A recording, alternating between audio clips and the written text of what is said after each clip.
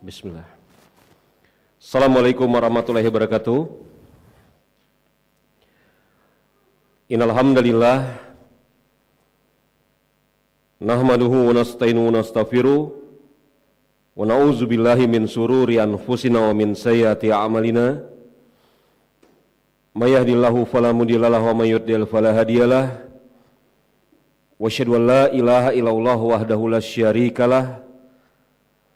Wa asyhadu anna Muhammadan abduhu wa rasuluhu la nabiyya ba'da ma ba'du. Raditu billahi rabba wa bil islami dina wa bi Muhammad nabiyya wa rasula. Segala puji bagi Allah Subhanahu wa taala yang telah memberikan kepada kita berbagai macam nikmat. Nikmat Islam, nikmat iman, nikmat sehat walafiat, dan nikmat pada hari ini Allah Subhanahu wa taala kembali mempertemukan kita pada majelis yang kedua membahas kitab Umdatul Ahkam. Sebuah kitab matan hadis fikih yang disusun oleh Al-Imam Abdul Ghani Al-Maqdisi rahimahullahu ta'ala. Kalau pada kesempatan yang telah lalu, alhamdulillah kita telah menyelesaikan pembahasan hadis yang pertama, maka pada hari ini kita akan lanjutkan menjelaskan hadis yang kedua dan seterusnya. Kita lihat bersama-sama matan Umdatul Ahkamnya, hadis yang kedua, hadis dari Abu Hurairah radhiyallahu anhu, yang beliau berkata, bersabda Rasulullah sallallahu alaihi wasallam, la yaqbalullahu salata ahadikum iza ahdatsa hatta yatawadda. Abu Hurairah, semoga Allah Subhanahu wa taala meridhai beliau berkata, Rasulullah sallallahu alaihi wasallam bersabda, Allah Subhanahu wa taala tidak menerima salat seseorang di antara kalian jika dia di dalam keadaan berhadas sampai berwudu. Hadis diriwayatkan oleh Imam Bukhari dan Imam Muslim. Jemaah rahimani wa rahimakumullah, di dalam hadis ini ada beberapa bahasan. Setidaknya yang akan kita bahas di dalam hadis ini ada 14 bahasan. Jadi ada 14 pembahasan yang akan kita bahas pada hadis yang kedua ini. Yang pertama, hadis ini diriwayatkan oleh Imam Bukhari dan Imam Muslim di dalam kedua kitab sahih mereka. Juga hadis ini diriwayatkan oleh Imam Abu Dawud, Imam Tirmizi, Imam Ibnu Khuzaimah dan yang lainnya. Hadis ini tidak ada keraguan di dalamnya, derajatnya sahih. Yang kedua, pembahasan yang kedua dari hadis ini memiliki beberapa syawahid, yakni hadis-hadis yang semisal yang menguatkan makna hadis yang sedang kita bahas. Jadi yang dimaksud dengan hadis ini memiliki beberapa syawahid adalah hadis-hadis yang maknanya semisal mendekati dari jalur sahabat yang berbeda. Ya, dari jalur sahabat yang berbeda. Kalau hadis ini dikeluarkan dari jalur sahabat Abu Hurairah, maka ternyata hadis yang semisal juga dikeluarkan dari jalur sahabat Abdullah bin Umar dan Anas bin Malik. Semoga Allah Subhanahu wa taala meridhoi mereka semua. Kita lihat hadis yang lafadznya semisal yang dikeluarkan oleh Ibnu Umar radhiyallahu anhuma. Ibnu Umar berkata, bersabda Rasulullah sallallahu alaihi wasallam, la yaqbalullahu salatan illa bituhur wala sadaqatan min ghulul. Rasulullah sallallahu alaihi wasallam bersabda, Allah Subhanahu wa taala tidak menerima salat kecuali dengan bersuci dan tidak menerima sedekah dari harta yang diperoleh dengan kecurangan. Hadis ini dikeluarkan oleh Imam Muslim dan yang lainnya. Ini syahid yang pertama terhadap hadis Abu Hurairah yang ada di dalam Umdatul Ahkam nomor yang kedua. Syahid yang kedua, sebagaimana yang tadi saya isyaratkan dari sahabat Anas bin Malik radhiyallahu anhuma, di mana Anas bin Malik mengatakan Rasulullah sallallahu alaihi wasallam bersabda, la tuqbalu shadaqatun min gulul wala salatun bi ghairi tuhur. Tidak diterima sedekah yang diperoleh dari harta yang curang dan tidak diterima salat tanpa bersuci. Hadis ini sahih, diriwayatkan oleh Imam Ibnu Majah dan disahihkan oleh Syekh Al-Albani rahimahullahu taala dalam Irwaul Ghalil. Jemaah rahimani wa rahimakumullah, kalau datang pertanyaan untuk apa kita mengetahui lafaz-lafaz yang lain di dalam suatu pembahasan hadis, mengapa tidak kita cukupkan dengan lafaz yang ada di Umdatul Ahkam yang kedua ini? Maka jawabannya yang pertama, untuk kemudian menjelaskan tentang derajat kekuatan suatu hadis, yakni apabila hadis tersebut diriwayatkan dari banyak jalan, yang kemudian yang meriwayatkan juga yakni dari banyak sahabat, maka hadis tersebut akan menjadi kuat dan bertambah kekuatannya. Ini faidah yang pertama. Faidah yang kedua, ketika kita membacakan syahid dari Ibnu Umar dan Anas bin Malik, maka di sana mengandung faidah, yakni berupa tambahan keterangan, tambahan lafaz.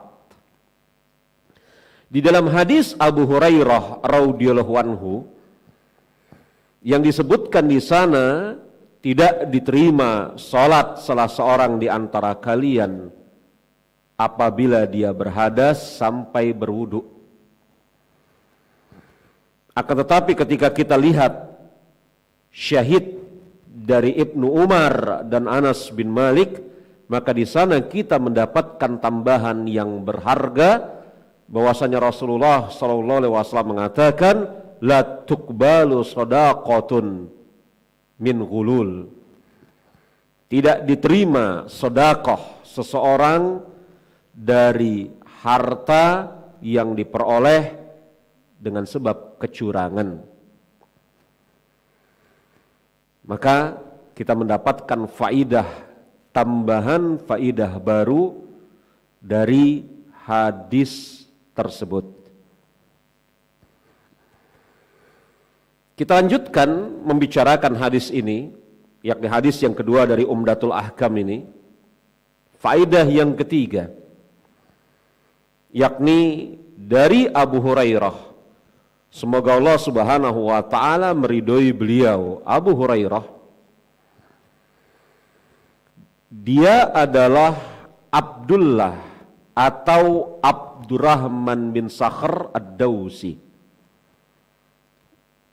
para ulama, ahli sejarah, ahli biografi, mereka sampai berbeda pendapat sekitar kurang lebih 30 pendapat tentang siapa nama Abu Hurairah radhiyallahu anhu.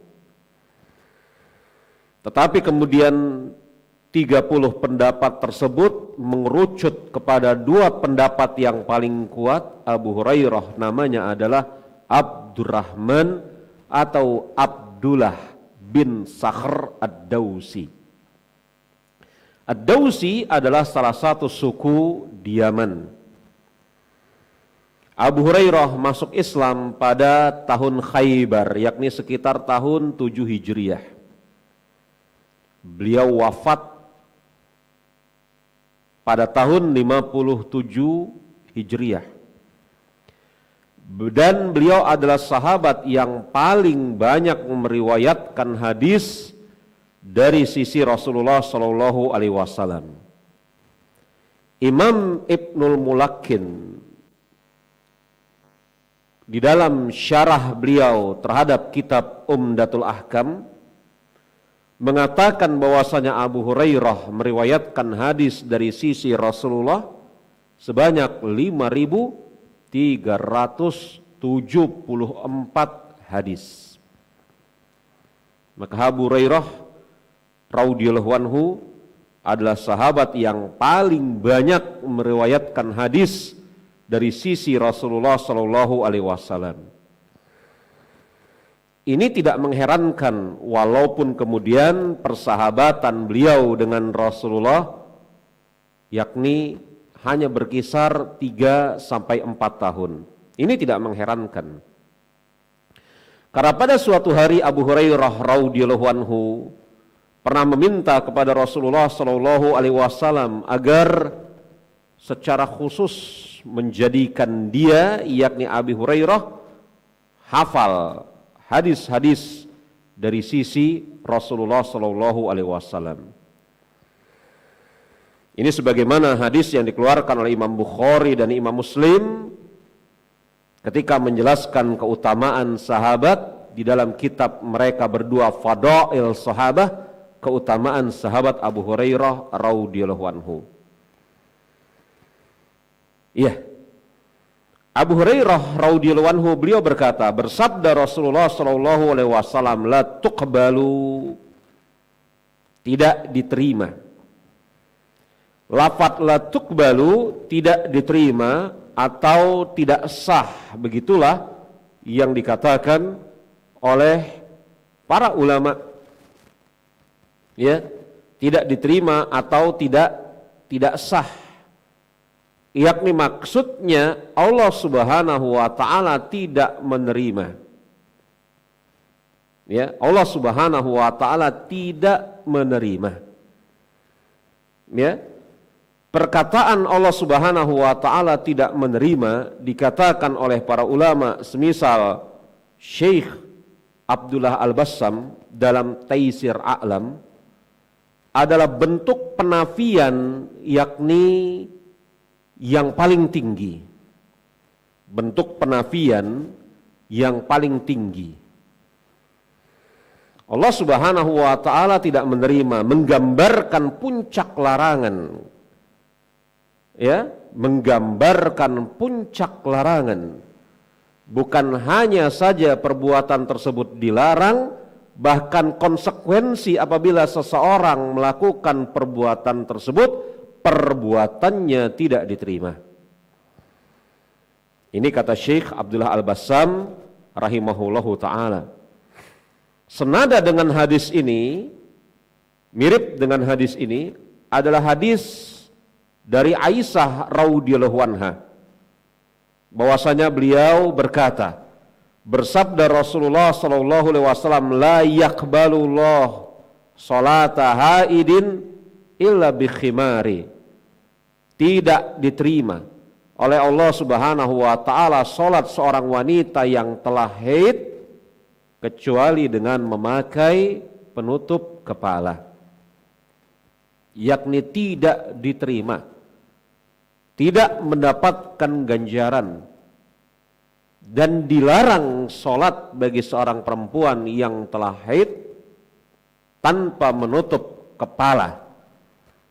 Bukan cuma sekedar dilarang, tetapi juga tidak diterima, tidak berpahala. Makanya jemaah rahimani wa rahimakumullah, kalau kita melihat penjelasan Syekh Salim bin Eid al-Hilali ya dalam Mu'jam Manahi Syar'iyah, yang buku tersebut telah diterjemahkan di dalam bahasa kita dengan ensiklopedi larangan, beliau menyebutkan konsekuensi dari larangan adalah tidak diterima dan tidak mendapatkan pahala. Jadi perkataan tidak diterima oleh Allah Subhanahu wa ta'ala maknanya adalah dilarang dan tidak mendapatkan pahala. Ya. Makanya larangan dari melakukan perkara yang baru di dalam agama, maka konsekuensinya apabila seseorang mengerjakannya tidak mendapatkan pahala. Ini kaidah yang telah ditetapkan oleh para ulama di dalam kitab-kitab mereka, sebagaimana dijabarkan dengan bagus sekali oleh Syekh Salim bin Eid al-Hilali dalam muqaddimah kitab beliau Mu'jam Manahi Syar'iyah. Jadi terkadang ada sebagian orang yang mengerjakan perkara yang tidak diperbolehkan di dalam syariat, kemudian di sana ada seorang muslim yang menegurnya, kemudian dia mengatakan, dari mana Anda bisa mengetahui perbuatan saya ini tidak mendatangkan pahala? Maka dari kaidah-kaidah yang telah ditetapkan oleh para ulama berdasarkan dalil-dalil yang jelas dan tegas, tidak diterima oleh Allah Subhanahu wa ta'ala, yakni dilarang dan tidak mendapatkan pahala. Maka ya, ini merupakan faidah yang keempat dari pembicaraan kita terhadap hadis ini. Faidah kelima dari hadis ini, ketika Rasulullah SAW mengatakan la yaqbalu lahu salata ahadikum iza ahdasa hatta yatawadda, tidak diterima oleh Allah Subhanahu wa ta'ala salat salah seorang di antara kalian apabila dia berhadas hingga dia berwudu. Maka faidah kelima dari hadis ini dapat dipahami bahwasanya wudu merupakan syarat sahnya salat bagi seseorang yang memiliki hadas. Kita ulangi, bahwasanya wudu merupakan syarat sahnya salat bagi seseorang yang memiliki hadas. Adapun apabila dia tidak berhadas, baik hadas kecil ataupun hadas besar, dengan sebab dia masih memiliki kesucian karena wudu atau mandi janabah, kemudian setelah itu datang waktu sholat, maka dia tidak wajib mengulangi wudunya. Dan ini menyelisihi pendapat Imam Ibnu Hazm rahimahullahu ta'ala yang mewajibkan seseorang berwudu setiap kali hendak sholat walaupun tidak tertimpa hadas.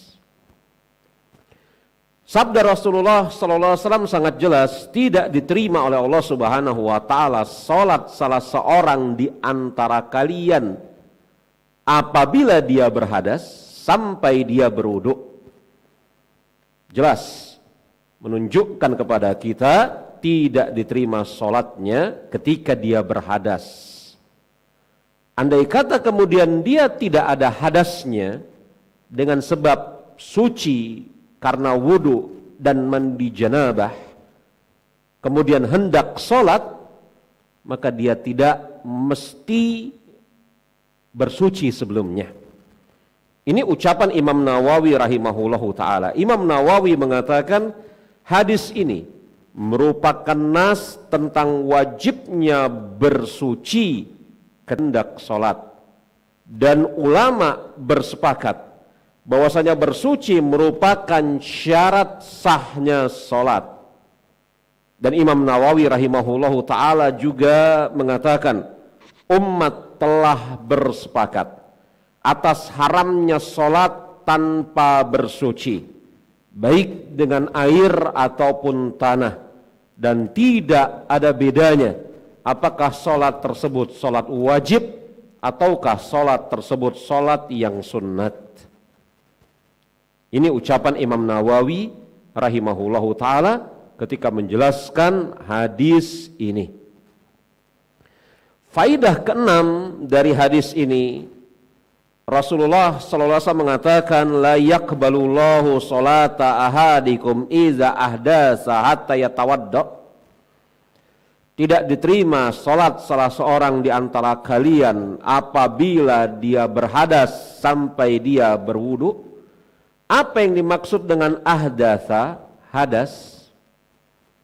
Ini yang mau kita jelaskan pada faidah yang keenam ini. Kata-kata ahdatsa, hadas adalah sesuatu yang keluar dari dua lubang, ya, lubang dubur ataupun lubang kubul, lubang yang sebelah depan atau lubang sebelah belakang. Sesuatu yang keluar dari salah satu lubang, baik lubang sebelah depan ataupun lubang sebelah belakang. Segala sesuatu yang keluar dari dua lubang tersebut di sisi mazhab Syafi'i, dia adalah hadas. Walaupun kemudian sebagian ulama yang lain berpendapat harus diperinci.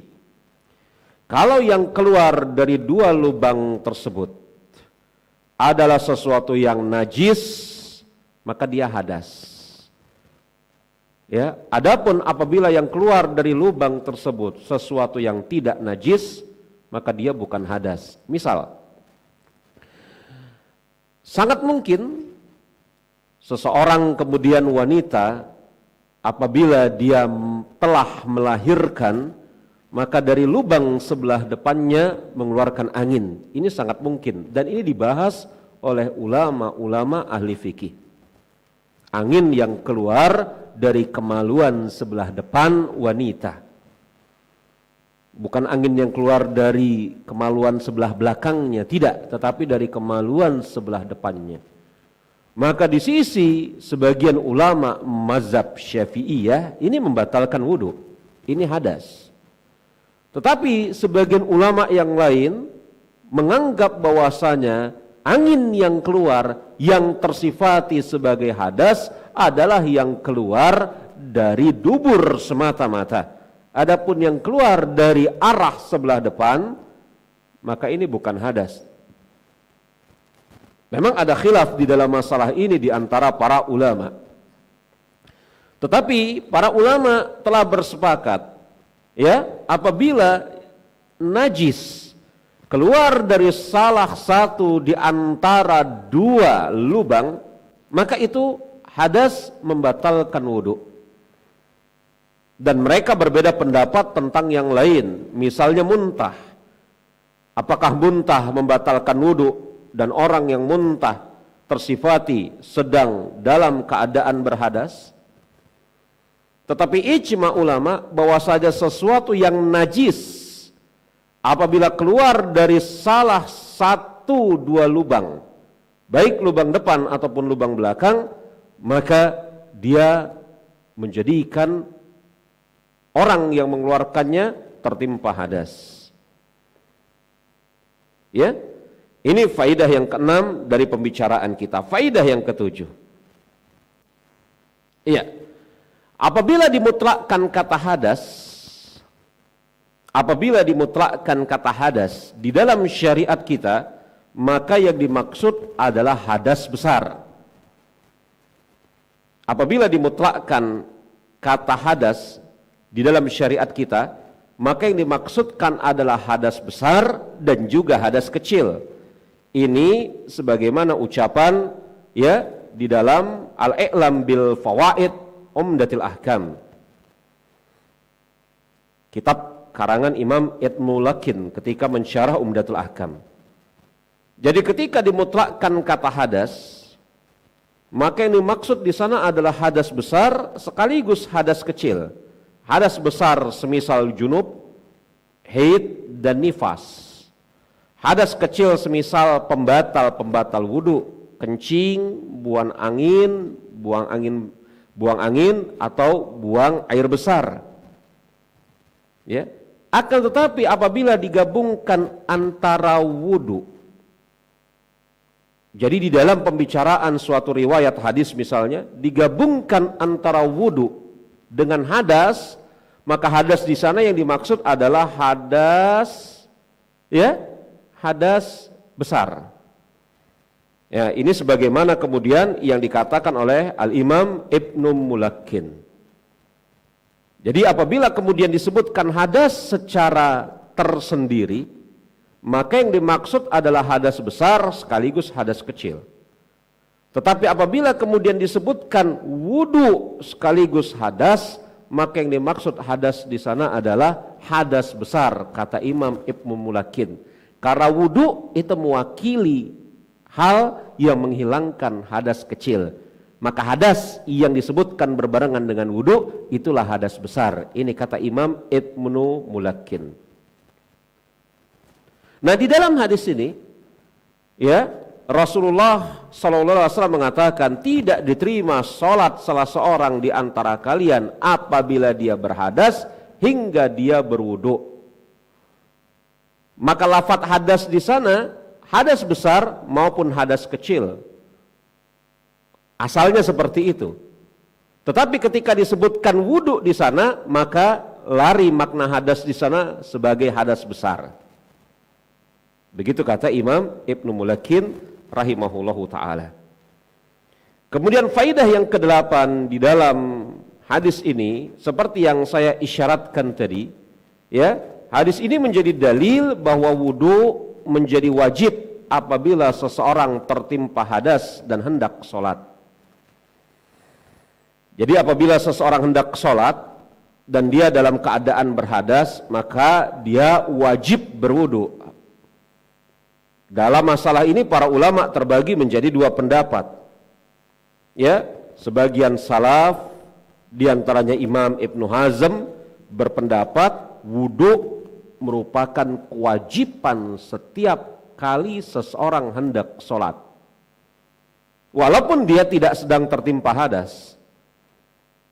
Mereka yakni sebagian salaf diantaranya Imam Ibnu Hazm, mereka berpendapat dengan pendapat seperti ini berdalil dengan firman Allah Subhanahu wa taala pada surat Al-Maidah ayat yang ke-6. Allah Subhanahu wa taala berfirman, "Ya ayyuhallazina amanu idza kuntum ila sholati faghsilu wujuhakum wa aydiyakum ilal marafiq," ila akhir ayat. Wahai orang-orang yang beriman, apabila kamu hendak mengerjakan salat, maka basuhlah mukamu dan tanganmu sampai siku, dan seterusnya sampai akhir ayat. Allah Subhanahu wa taala mengatakan, hai orang-orang yang beriman, apabila kamu hendak mengerjakan salat, menurut sebagian salaf diantaranya Imam Ibnu Hazm, kapan seseorang hendak mengerjakan salat, ya, baik satu salat ataupun sekian salat pada waktu yang bersamaan, maka dia wajib berwudu walaupun tidak sedang dalam keadaan tertimpa hadas kecil. Saya ulangi kalimat saya ini. Menurut sebagian salaf, diantaranya Imam Ibnu Hazm rahimahullahu ta'ala, seseorang yang hendak sholat, baik satu sholat atau lebih dari satu sholat pada waktu yang bersamaan.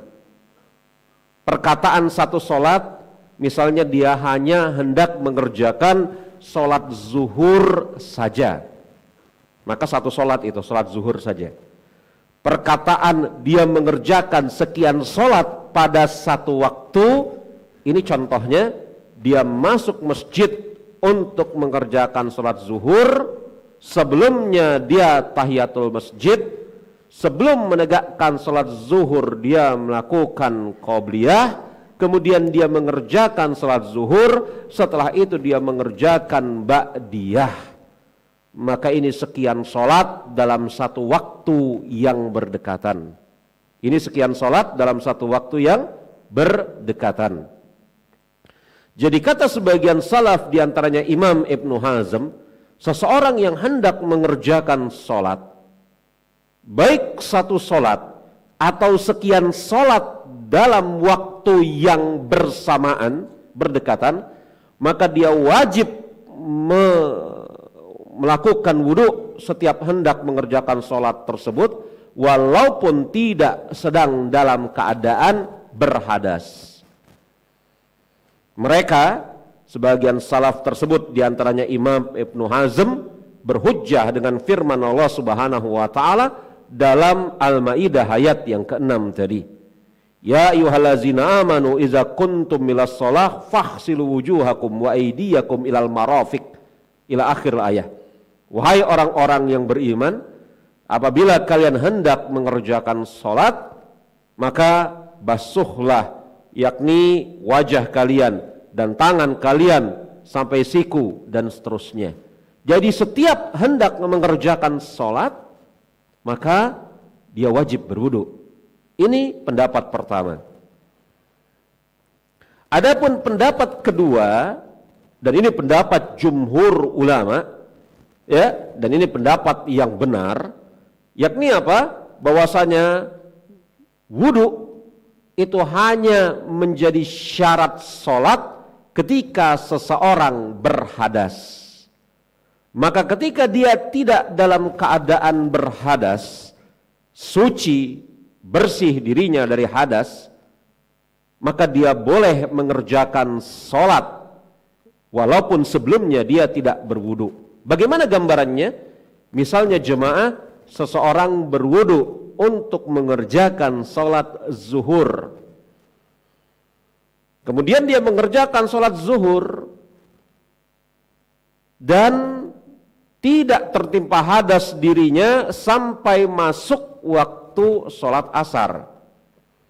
Kalau di sisi mazhab Imam Ibnu Hazm, ketika dia hendak mengerjakan sholat asar, dia wajib berwudu kembali.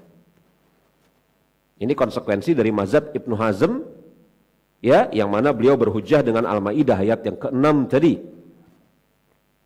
Adapun di sisi jumhur ulama, ketika dia berwudu untuk sholat zuhur, dia mengerjakan sholat zuhur dengan wudu tersebut, dan dia tetap suci sampai masuk waktu asar, maka dia tidak wajib untuk berwudu bagi sholat asarnya. Perkataan tidak wajib bukan berarti kan dalam makna sunnat. Ini sesuatu yang berbeda.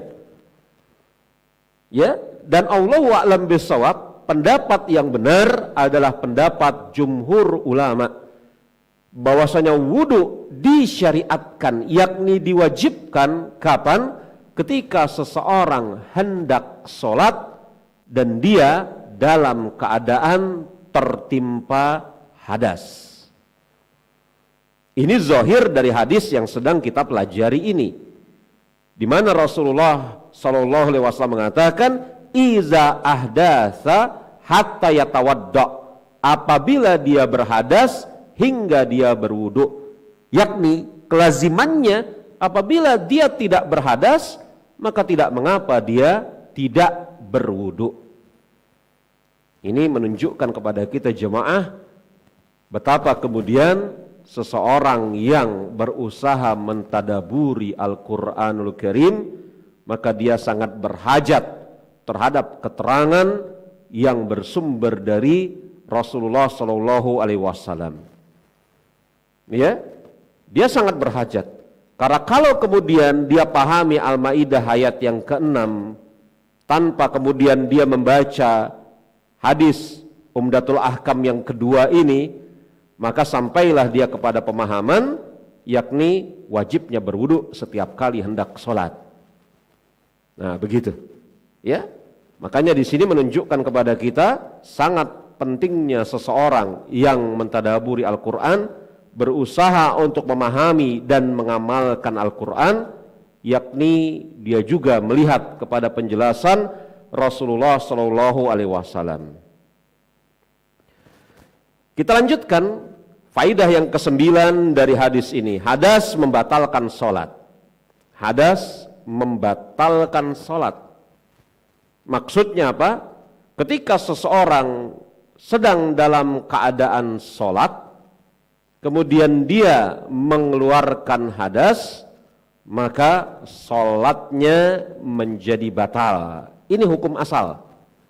Nanti kita akan bicarakan ada pengecualian bagi sebagian orang yang memiliki uzur, semisal terus menerus mengeluarkan kencing. Ada orang-orang seperti ini? Ada. Ya, ini pengecualian. Ya, tapi dari hadis ini bisa kita dapatkan faidah, hadas membatalkan sholat, yakni ketika sholat seseorang tidak diterima, ketika sholat seseorang tidak diterima sampai dia berwudu, apabila dia berhadas, maka ketika dia berwudu hadasnya hilang dan kemudian dia sholat tertimpa hadas, menunjukkan sholatnya batal. Dan ketika kemudian dia sedang sholat, dia tertimpa hadas, sholatnya batal, maka dia wajib mengulangi wudunya dan wajib mengulangi sholatnya apabila sholat itu sholat wajib. Ya, apabila sholat itu sholat wajib. Ini implikasinya jemaah ummahat rahimani wa rahimakumullah, sangat besar sekali implikasinya. Begini, kadang-kadang ketika seseorang mempelajari fikih, ya, dia sampai kepada suatu kesimpulan prematur, ngapain sang pengajar menjabarkan dengan berpanjang lebar? Kenapa tidak langsung kepada poin-poin ringkas saja? Begini jemaah, misal ada seorang wanita yang dia sholat zuhur, kita ambil contoh sholat zuhur. Ada seorang wanita yang dia sholat zuhur. Ketika sholat zuhur di rakaat ketiga dia buang angin. Maka sudah barang tentu buang angin mendatangkan hadas sebagai pelakunya. Sholatnya batal, dia wajib berwudu, mengulangi sholat zuhurnya, karena itu sholat wajib. Sebelum dia kemudian sempat mengulangi sholat zuhurnya, datang haid bagi diri dia. Mungkin ini sangat mungkin. Jadi ketika kemudian dia, yakni apa, belum sempat mengulangi sholat zuhurnya, tiba-tiba dia tertimpa haid. Bagaimana? Apa urusannya? Apa yang harus dia lakukan?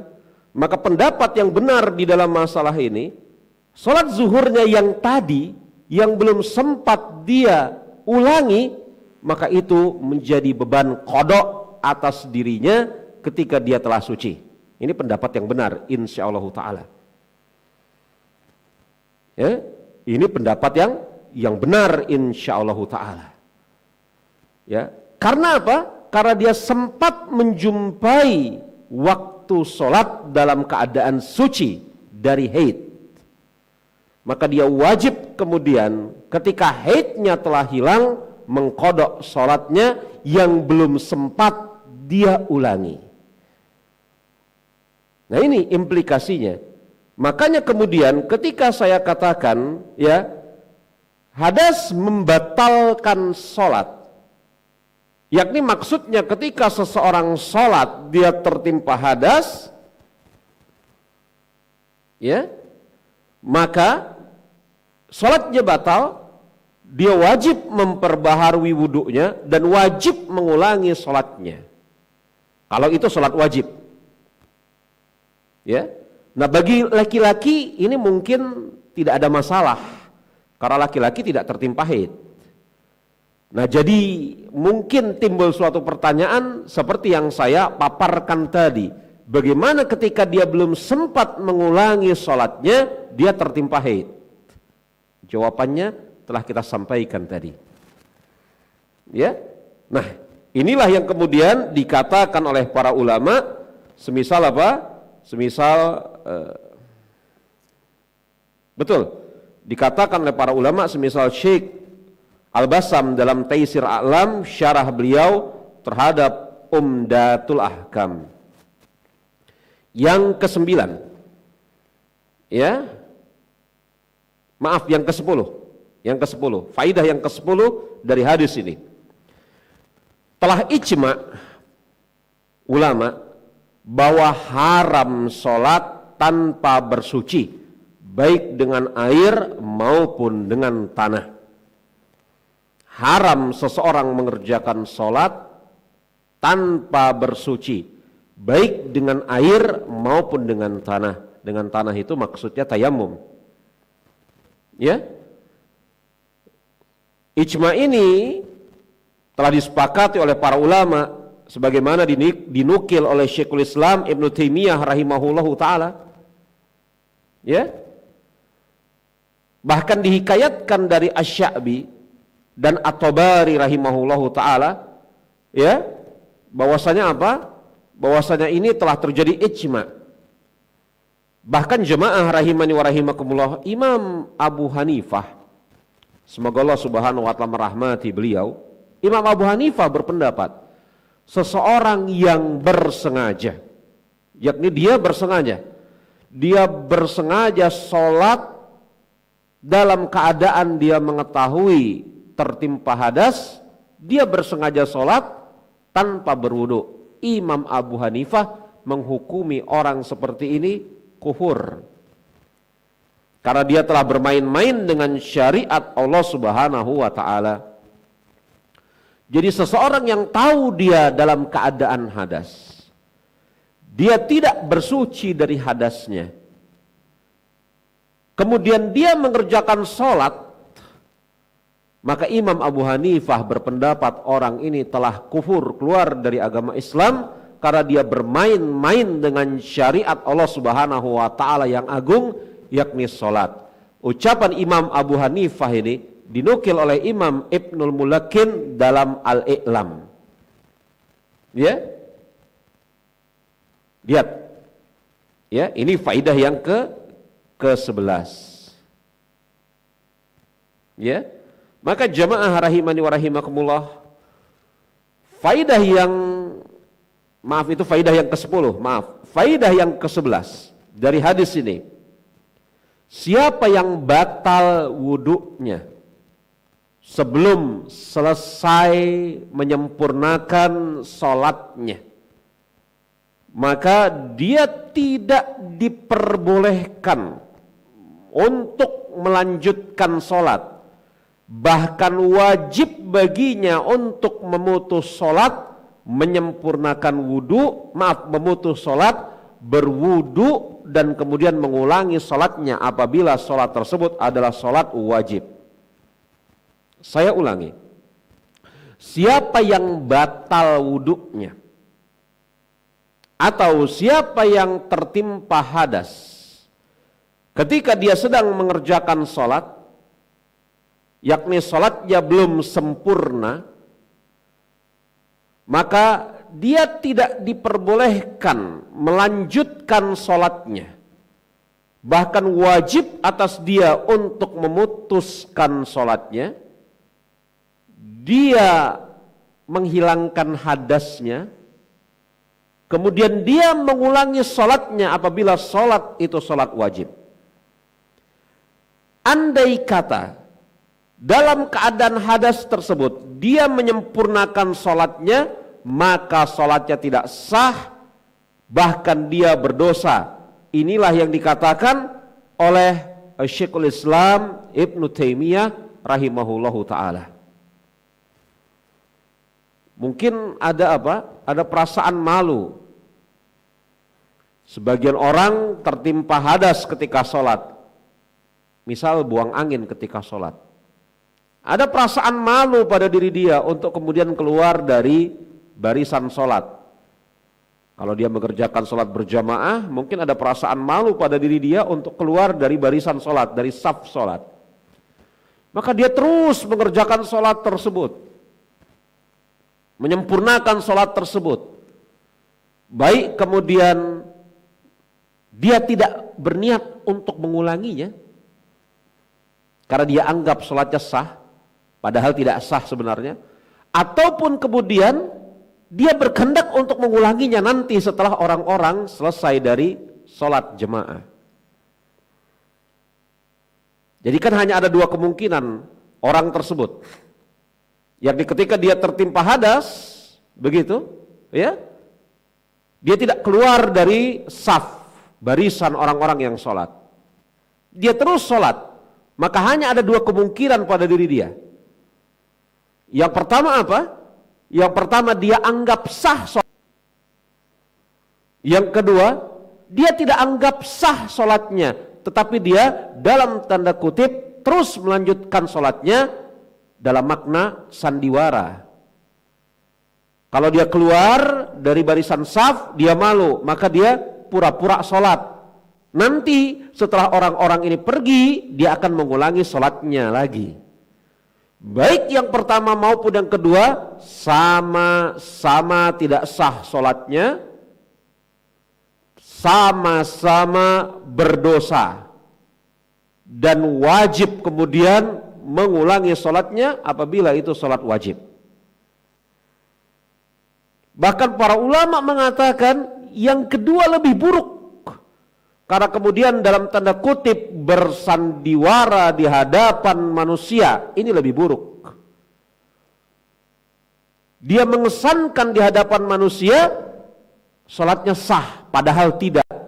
Jelas kata para ulama, ini lebih buruk daripada orang yang langsung keluar. Ya, lihat jemaah rahimani wa rahimakumullah. Andai kata ada yang terjadi seperti ini, salatnya tidak sah.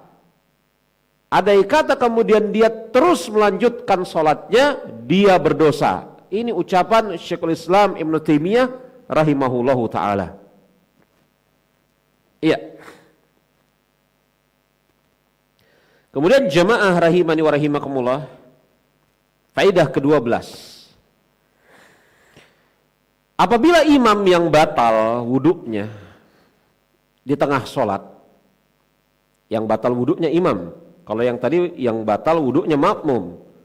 Kalau yang batal wuduknya makmum atau orang yang sedang sholat sendiri, maka dia putuskan sholatnya, dia perbaharui wuduknya, dia ulang sholatnya. Ini kalau makmum atau orang yang sholatnya sendirian. Lalu bagaimana apabila imam yang batal wuduknya, apa yang harus dilakukan? Maka jemaah rahimani wa rahimakumullah, dalam mazhabnya Imam Ahmad, apabila imam yang batal wuduknya, maka imam tersebut harus keluar dari status keimamannya dan kemudian menunjuk, menyerahkan keimamannya kepada orang yang paling dekat darinya untuk melanjutkan sholat jamaah tersebut. Ini mazhab Imam Ahmad rahimahullahu ta'ala. Jadi kalau imam itu batal wuduknya, maka tidak membatalkan seluruh jamaah. Karena pada hakikatnya yang batal wuduknya hanya satu orang saja, yakni sang imam. Ya? Maka kalau yang batal hanya satu orang saja sang imam, yang lain sah apabila mengerjakan sholat. Lalu bagaimana apabila ini statusnya sedang dalam keadaan sholat berjamaah? Kalau dalam mazhab Imam Ahmad, Allahu a'lam bishawab, inilah insya Allah pendapat yang paling benar, paling tepat, Allahu a'lam. Maka imamnya keluar dan digantikan oleh orang yang hilangkan keraguan kepada sesuatu yang meyakinkan. Jadi ini kaidah yang sangat berharga di dalam pembahasan fikih, khususnya agama pada umumnya, yakni meninggalkan keraguan dan berhukum dengan sesuatu yang meyakinkan. Di mana bisa kita petik pelajaran ini? Sabda Rasulullah sallallahu alaihi wasallam. Rasul mengatakan apabila dia berhadas. Perkataan apabila dia berhadas maknanya adalah dia jumpai hadas tersebut secara meyakinkan. Bukan hanya bayangannya saja dia berhadas. Dia jumpai hadas tersebut secara meyakinkan. Apabila seseorang kemudian menjumpai hadas tersebut yakinkan, maka dia wajib berwudu untuk mengerjakan sholat. Makanya lafaz iza ahdasa, apabila dia menjumpai hadas, yakni ketika dia tidak menjumpai hadas dan statusnya dia yakin dalam keadaan suci, tidak diwajibkan dia memperbaharui wudunya. Nah begitu. Gambarannya gimana jemaah? Seseorang yang berwudu dari rumahnya untuk mengerjakan sholat di masjid misalnya, dan dia yakin tidak mengeluarkan hadas sepanjang perjalanan, maka dia tidak wajib mengulangi wudunya ketika hendak mengerjakan sholat berjemaah, karena dia berada di dalam status yakin tidak mengeluarkan hadas. Lafaz iza ahdasa, apabila dia berhadas, menunjukkan dia yakin hadas itu keluar. Maka syariat Islam, khususnya pembicaraan fikih, itu menghukumi berdasar keyakinan. Makanya Rasulullah SAW mengatakan, dak ma yuribuk illa ma la yuribuk. Tinggalkan sesuatu yang meragukan kepada apa yang tidak meragukan. Ini faidah ke-13. Faidah yang ke-14. Faidah yang ke-14. Siapa yang sholat? Cermati baik-baik jemaah yang faidah yang ke-14 ini, karena mungkin saja terjadi yang ke-14 ini. Ya. Siapa yang kemudian dia sholat? Ya, dalam keadaan dia yakin tidak ada hadas. Awal sholatnya dia yakin dia dalam keadaan suci. Kemudian setelah sholat selesai, ternyata dia jumpai dan dia ingat bahwasanya dia tidak suci. Jadi ketika dia memulai sholat, dia yakin dia dalam keadaan suci. Dia yakin dalam keadaan suci. Tetapi setelah dia selesai sholat, dia jumpai, dia yakini bahwasanya dia sholat tadi tidak dalam keadaan suci. Kok bisa seperti ini? Gambarannya bagaimana? Saya berikan contoh. Seseorang yang kemudian dia junub. Ya, seseorang yang kemudian dia junub. Anggaplah seorang ibu yang junub karena habis berhubungan badan dengan suaminya di malam hari. Karena kesibukannya mengurus anak dan suaminya di pagi hari, dia lupa semalaman habis berhubungan badan.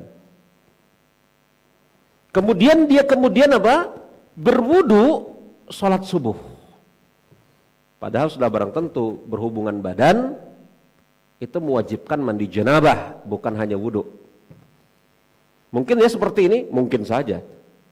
Ya, seorang istri yang kemudian apa? Berhubungan badan dengan suaminya di malam hari, kan dia wajib mandi untuk mengerjakan sholat subuh. Tetapi karena kesibukan mengurus suaminya, mengurus istrinya, berkhidmat, dia lupa untuk mandi, dia mencukupkan diri dengan wudu. Kemudian dia sholat, padahal dia memiliki hadas besar. Yang kita sama-sama tahu bahwasanya wudu tidak menghilangkan hadas besar. Hukumnya seperti itu. Setelah dia selesai sholat subuh, sesaat setelah selesai sholat subuh, atau beberapa waktu setelah selesai sholat subuh, dia baru ingat bahwasanya wajib atasnya mandi janabah karena semalam berhubungan dengan suaminya. Dan dia telah menyelesaikan sholat subuh dalam keadaan hadas besar, hanya berwudu saja. Apa yang harus dilakukan oleh wanita yang seperti ini? Ini contoh kasus. Ya, contoh kasusnya sih banyak, tapi kita berikan satu saja contoh kasusnya. Kan bisa kemudian Anda permisalkan. Ya, maka jemaah rahimani wa rahimakumullah, di dalam masalah ini ada 3 pendapat para ulama.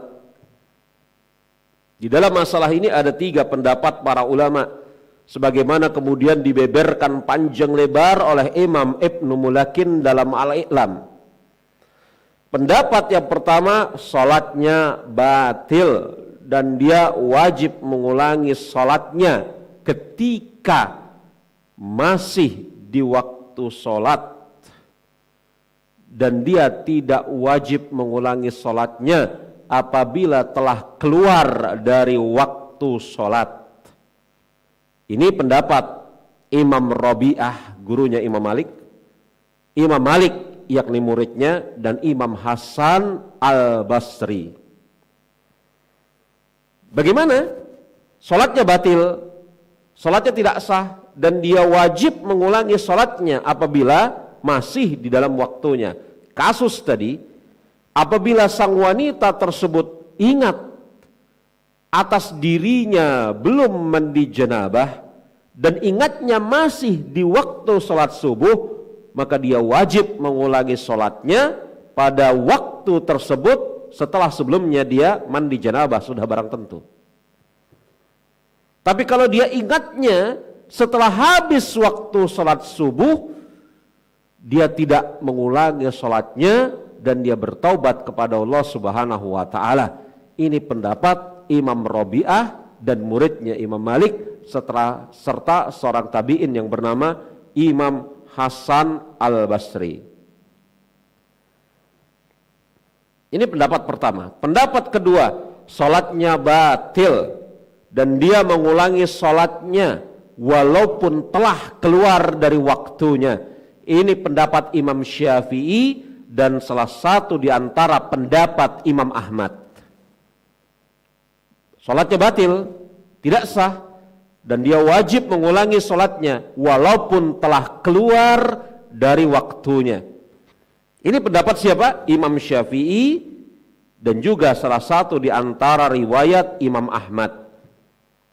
Gambarannya bagaimana? Kembali kepada kasus wanita tadi, ketika dia sholat subuh, wudu, padahal atas dirinya memiliki tanggungan mandi janabah, maka sholatnya batil. Dan ketika dia ingat, ya, setelah mengerjakan sholat subuh, di waktu subuh ataupun di luar waktu subuh, misalnya sudah terbit matahari, sudah menjelang waktu duha, atau bahkan menjelang waktu zuhur dia baru ingat, maka dia wajib mengulangi sholat subuhnya tersebut walaupun telah di luar waktunya. Dengan catatan perkataan wajib mengulanginya, itu dia sudah membersihkan hadasnya. Maklum ini ya. Ini pendapat siapa? Imam Malik. Ini pendapat siapa? Imam Syafi'i dan salah satu riwayat dari Imam Ahmad rahimahullahu ta'ala. Kemudian pendapat ketiga, sholatnya sah dan tidak diulangi sholatnya. Sholatnya sah dan tidak diulangi sholatnya. Ya, sholatnya sah dan tidak diulangi sholatnya. Ini adalah pendapat Ibnu Umar. Dari kalangan sahabat, pendapat Ibnu Umar radhiyallahu anhu.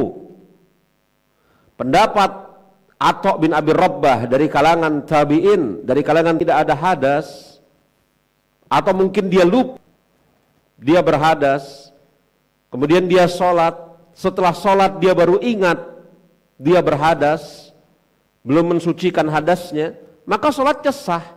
Ini pendapat Ibnu Umar dari kalangan sahabat dan orang-orang yang saya sebutkan tadi namanya, ya. Dan Imam Ibnu Munzir rahimahullahu ta'ala dalam kitab beliau Al-Ijma' mengatakan pendapat inilah yang paling kuat insyaallah ta'ala. Karena di sana ada hadis, di sana ada ayat dan ada hadis yang menguatkannya, kata Imam Ibnu Munzir. Ayatnya di dalam surat Al-Baqarah ayat ke-286. Rabbana la tu'akhizna in nasina aw akhtana. Ya Rabb kami, janganlah engkau hukum kami ketika kami lupa atau kami khilaf, terjatuh kepada kesalahan tanpa disengaja. Ya Rabb kami, jangan engkau hukum kami ketika kami lupa atau kami terjatuh kepada kesalahan tanpa sengaja. Maka dalam riwayat Imam Muslim, Rasulullah SAW mengatakan, sungguh Allah Subhanahu wa ta'ala berkata, hal itu aku kabulkan, aku lakukan.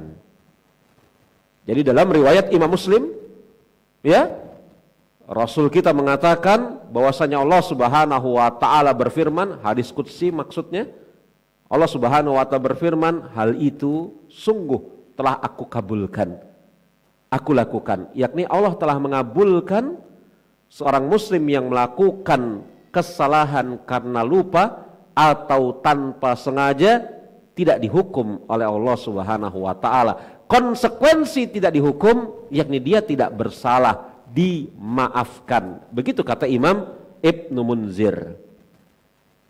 Ya.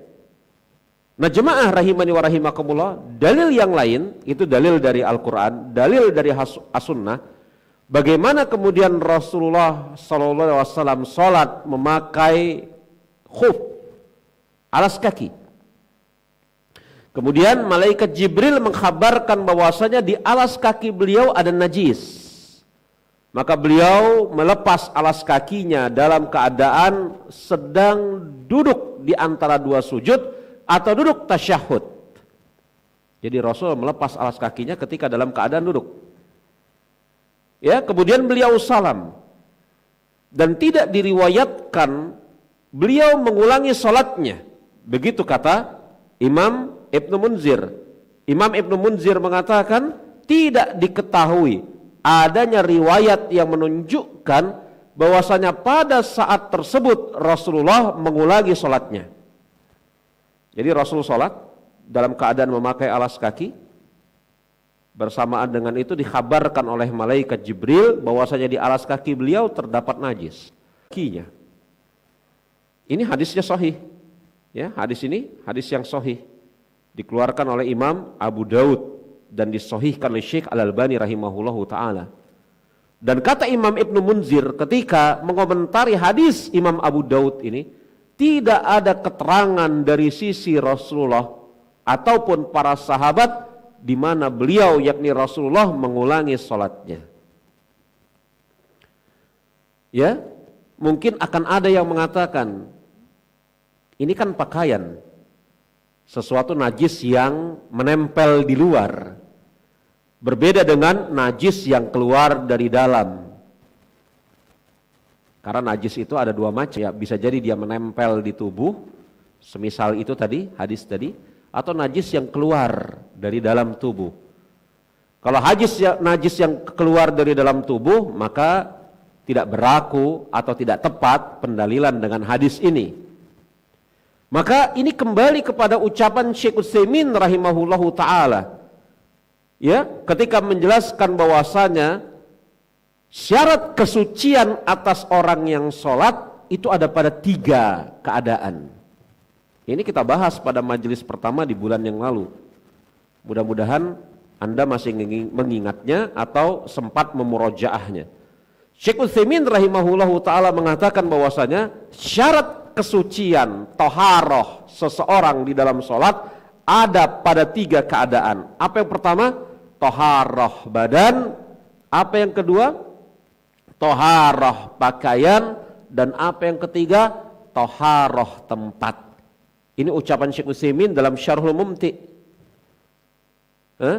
Maka yang dimaksud toharoh di dalam sholat itu bukan hanya toharoh badan saja, termaksud toharoh pakaian dan termaksud toharoh tempat, yakni tempat yang dipakai untuk mengerjakan sholat adalah tempat yang suci atau diyakini kesuciannya.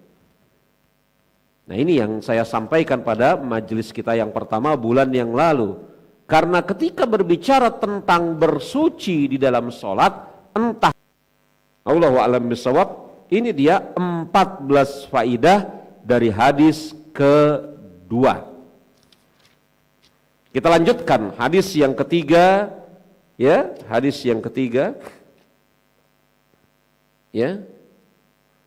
Yang hadis ketiga ini dari 3 orang sahabat, ya, dari Abdullah bin Amr bin As radhiyallahu anhuma, Abu Hurairah dan Aisyah radhiyallahu anhum. Ya, kita lihat hadis yang ketiga. An Abdullah bin Amr bin As wa Abi Hurairah wa Aisyah radhiyallahu anhum qalu qala Rasulullah sallallahu alaihi wasallam wailul lil aqabi minan nar. Dari Abdullah bin Amr bin As, dari Abu Hurairah, dari Aisyah, semoga Allah Subhanahu wa taala meridhoi mereka semua, bersabda Rasulullah sallallahu alaihi wasallam, kebinasaan bagi tumit-tumit dari neraka jahanam. Jemaah, hadis ini, ya, ini setidaknya mengandung 11 faidah. Ya. Mudah-mudahan jemaah thariqah yang saya pergunakan untuk menjelaskan Umdatul Ahkam ini, yakni apa? Mencocoki dan pas buat antum. Karena cara menjelaskan Umdatul Ahkam ini bermacam-macam caranya, ya. Tapi mudah-mudahan cara yang saya tempuh ini mencocoki mencocoki antum semua. Hadis ketiga ini, hadis Abdullah bin Amr bin As, Abu Hurairah, Aisyah, semoga Allah Subhanahu wa taala meridhai mereka semua. Ya, ini setidaknya mengandung 11 faedah. Faedah yang pertama, hadis ini dikeluarkan oleh Imam Bukhari dan Imam Muslim, ya. Nah, hadis ini kalau Anda lihat, ini dikeluarkan dari 3, Abdullah bin Amr bin As, Abu Hurairah dan Aisyah. Begitu ya. Nah, Imam Bukhari dan Imam Muslim mengeluarkan hadis Abdullah bin Amr bin As dan Abu Hurairah. Adapun hadis Aisyah, Abdullah bin Amr bin As dan Abu Hurairah. Adapun Aisyah, Imam Bukhari tidak mengeluarkan hadis ini dari jalur Aisyah. Ia mengeluarkan hadis diriwayatkan oleh Imam Abu Daud dan juga Imam Ibnu Majah dengan lafaz yang sedikit berbeda, tetapi mengandung tambahan faedah yang sangat bermanfaat. Kita lihat dalam riwayat Imam Abu Daud dari sahabat Abdullah bin Amr bin As radhiyallahu anhuma, bahwasanya Rasulullah melihat seseorang yang mata kakinya masih terlihat kering, tidak terkena air wudhu. Jadi Rasul melihat seseorang yang habis berwudhu, ternyata mata kakinya masih kering, tidak terkena air wudhu.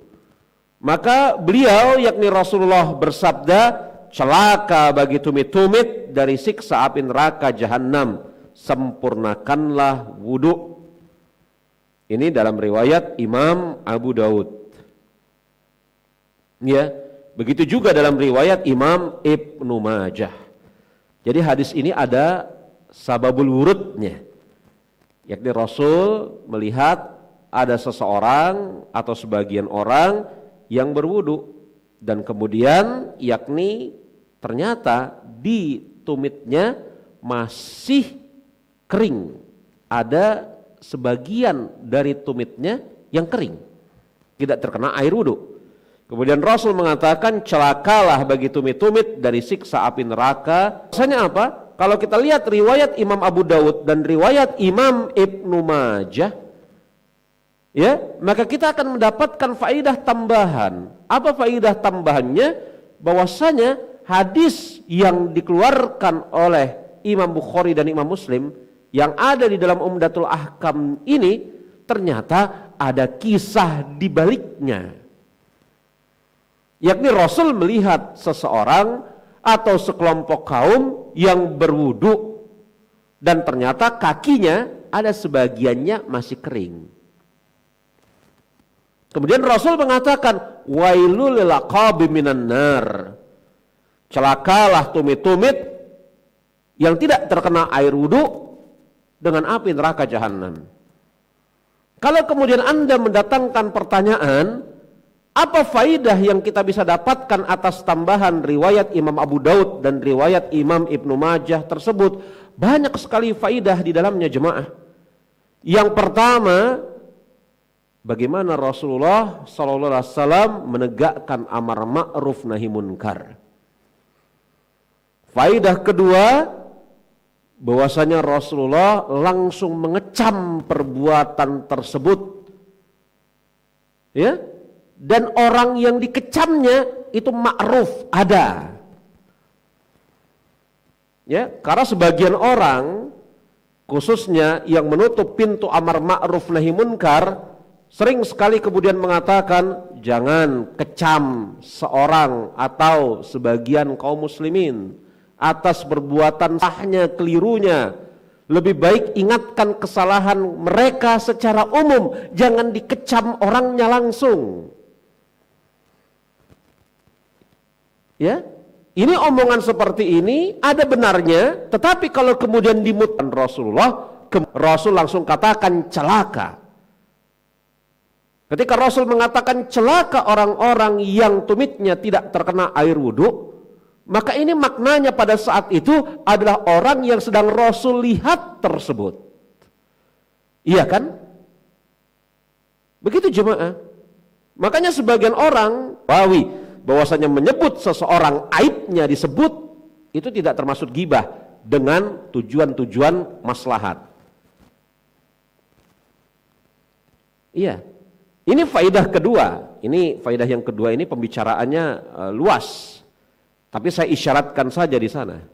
Faidah ketiga, nah dari kisah ini maka muncullah suatu kaidah di dalam agama kita, khususnya di dalam bab ilmu usul, yakni apa?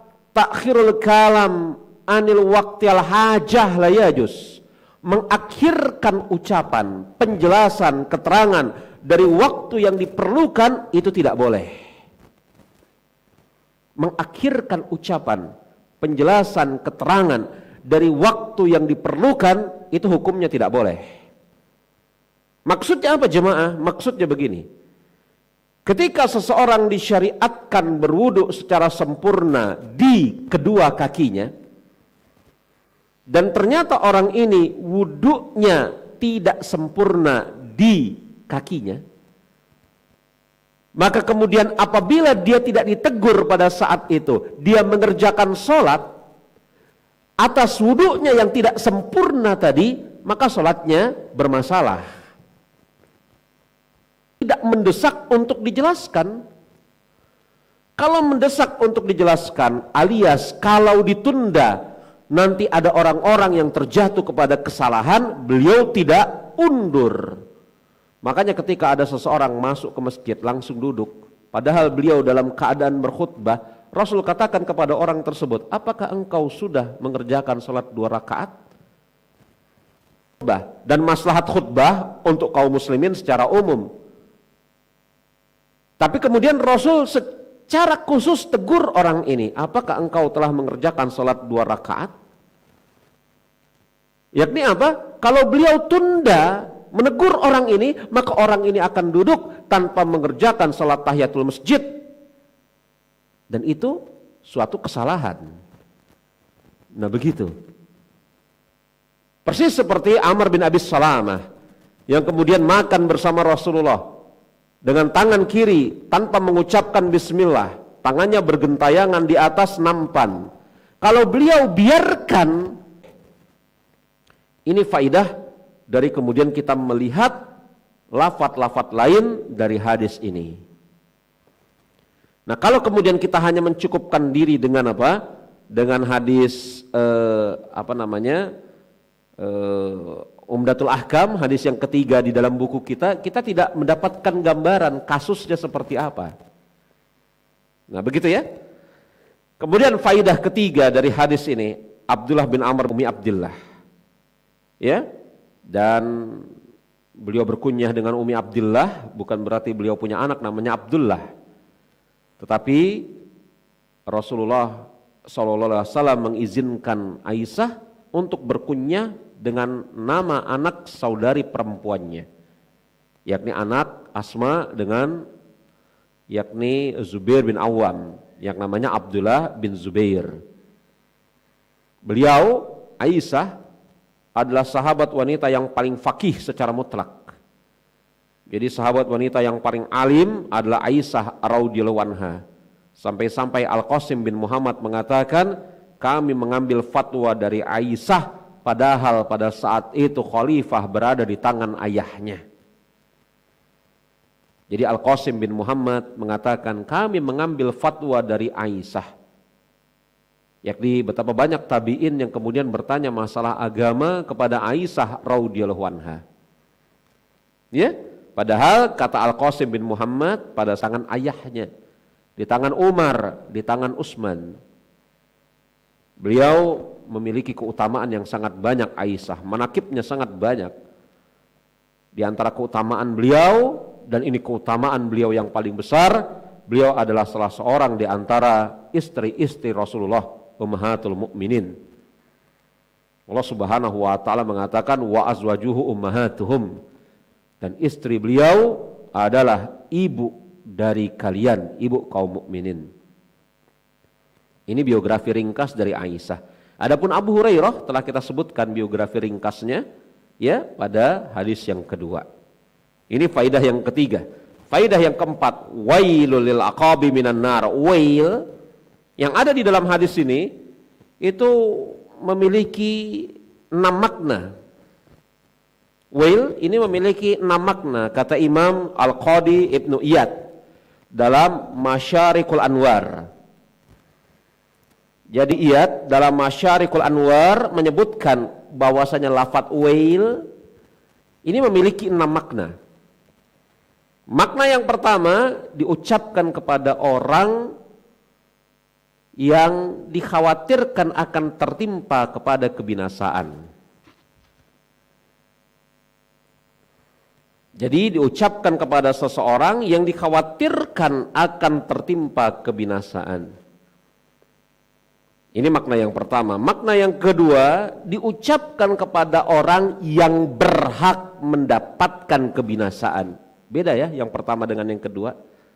Kalau yang pertama dikhawatirkan akan tertimpa kebinasaan. Adapun yang kedua berhak mendapatkan kebinasaan. Kemudian yang ketiga kecelakaan yang membinasakan. Yakni azabnya itu sendiri. Ya, kecelakaan yang membinasakan. Yang keempat, kata Imam Qadi Iyad, makna wail adalah azab yang membinasakan.